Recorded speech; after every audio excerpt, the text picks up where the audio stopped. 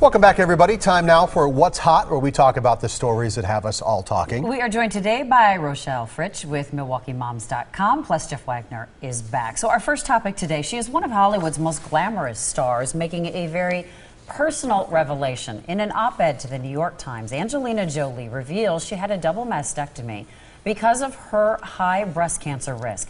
A gene test showed she had an 87% risk of breast cancer, along with a 50% risk of ovarian cancer. Her mother died at a pretty young age from ovarian cancer. So she decided to go ahead and see what her risk was and be preventative about it, take a preventative measure. So what do you think of the message? Well, I think it's great. I mean, this is, look, the proactive mastectomies are not necessarily something that's new, but having somebody of her stature, you know, with her fame, come forward and say, look, this is the decision I made because I want to be around for my children. I applaud her in the extreme, and I hope this opens up this dialogue and women realize, hey, you know, you can, if you believe this is the right thing to do, there's not a stigma to this. What's more important is that you live a long and healthy life. And I couldn't agree more with you. What I also liked about this, especially as somebody who has a history of cancer in my family, is that what she did was really shine a light not only what an option could be if you find out that there's a risk, but she also shined a light on the fact that she's privy to have these tests done because she has the means and the wealth to do it. And so what in her message, she stated she wished all women of any background could afford to have the options that she had. So I double kudos to her for doing that. Is there a risk here that because it's such a high-profile person that we could become hyper-aware of this and we could have a lot of women going to their doctors and asking about this when it's not right for them? I think you'll have a lot of people asking about it, sure, but I don't think it's something where the doctor says, okay, well, let's get you checked out and we'll send you to the operating room. Yeah, I don't think you can be misguided on it. I think that women still are very split on it, though. I know I did a story with a family where there's a history of breast cancer, and one of the sisters actually was diagnosed with breast cancer. The other sisters, some of them didn't want to know. They did not want to go in and be tested, so I think it is still very an individual thing. What I think is so fascinating about this story is that medical science has reached the point where they were saying 87% chance. I mean, if you've got this particular gene, now that's not everybody, but 87% chance. I mean, it's not like they're saying 10%. That's a high number. Right. And that's a number that people should be aware of so they can make an intelligent decision. Okay, out of time on topic one. We will be right back to talk more What's Hot. Contaminated drinking water. What seemed like a small problem may affect thousands of local families. Could people get sick? The answer is yes. It's a major I-Team investigation. Plus, how to test your own water. Tonight at 10 on today's TMJ4. Such a funny episode. I wish I had DVR'd it. What'd you say? With Time Warner Cable, you can view a show you missed up to 72 hours after it's aired. It's called Look Back. At no additional cost. Of course it's free. If you don't lift your game, I am going to have to trade you. He's a rookie. Yeah, it's his first week. Well, in that case, welcome to the team, Rook. Switch to a better entertainment experience and ask how you can get a $200 Visa reward card. Just call and save. Time Warner Cable. Enjoy better. Guaranteed. If you've had neck or back surgery and were treated with Infuse, a bone growth product, you may be entitled to money damages from the manufacturer, Medtronic. Infuse has been the subject of an FDA warning. If you have suffered any of these complications after having been treated with Infuse, call Daniel Condis Law Offices immediately. These injuries are serious. Call me now for your free consultation. To find out if you may be entitled to money damages, call 414-444-4444.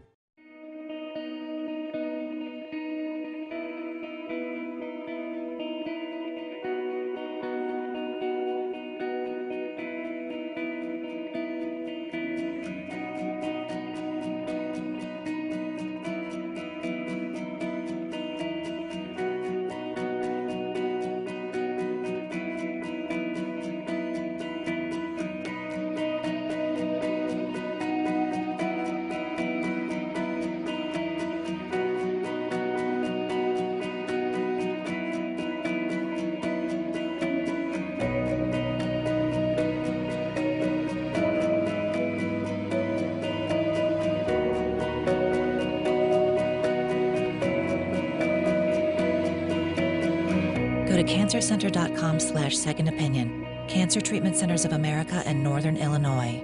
Care that never quits. Appointments available now.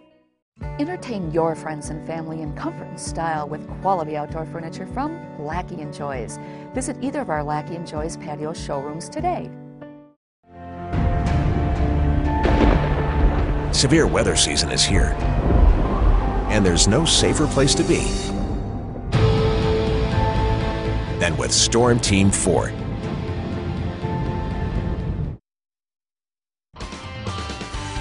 Welcome back, everyone. You should have been here just 30 seconds ago. Deep scientific talk with Steve Shamraz and I discussed this, figuring out, is this a top 10 weather day or what is it on the Goddard gauge? I said a 9. I was going to give it a 10 earlier, but now we got this little bit of light rain moving through. And it's basically just sprinkles to very, very light rain. My wife says in Grafton it is very dark outside, but just some sprinkles falling. I give it a 9. Goddard gauge, the formula, gives it a 10, but we have now come under the assumption that because it's a 10, it doesn't have to be a top 10 weather day. This is why I have a headache and I'm turning gray.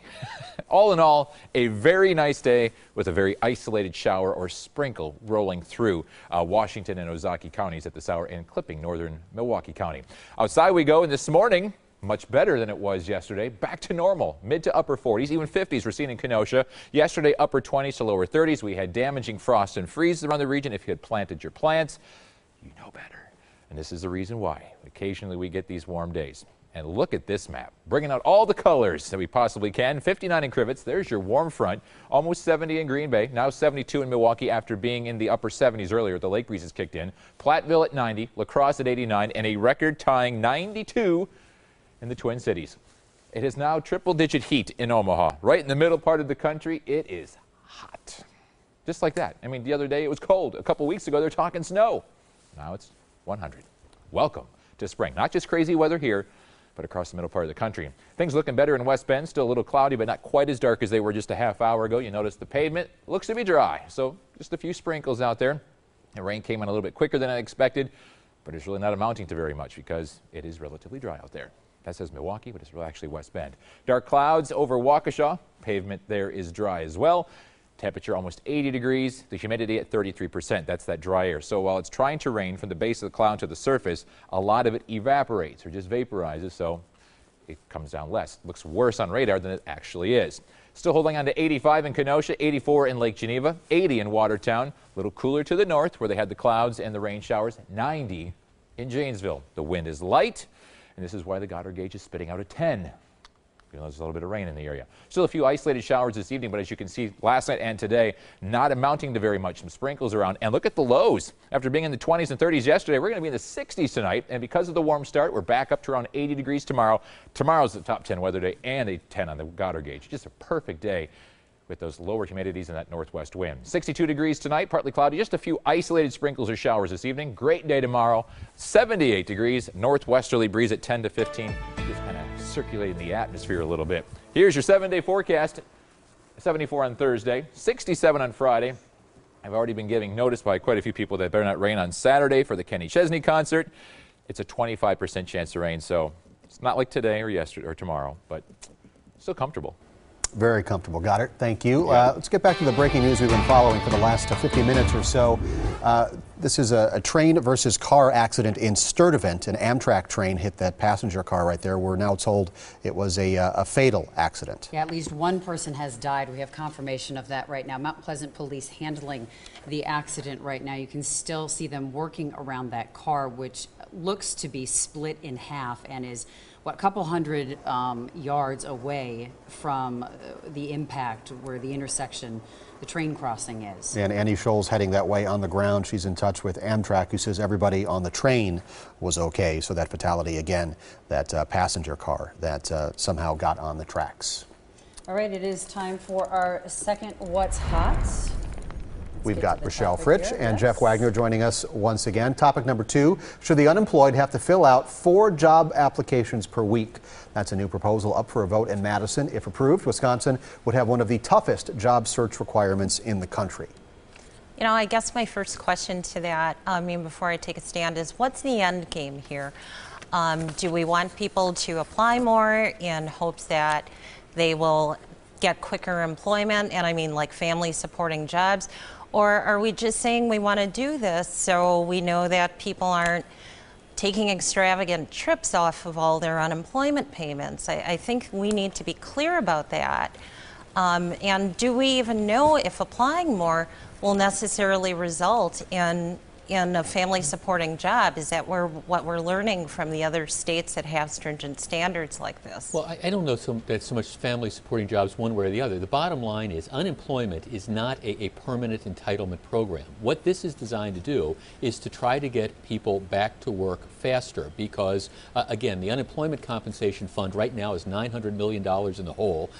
What happens is you've got the employers who are having to pay into this, and they don't want people gold bricking. Now, I'm not saying a large percentage do, but I guess I don't think it's unreasonable to say if you're on unemployment, right now the rule is you have to fill out 2 job applications a week. I don't think making people fill out 4 job applications is anything that's unreasonable. Will it lead to jobs? Don't know, but I don't think it's unreasonable. Okay, we're actually out of time on this. The breaking news ate up one of our topics today. We'll take a break. We'll get right back.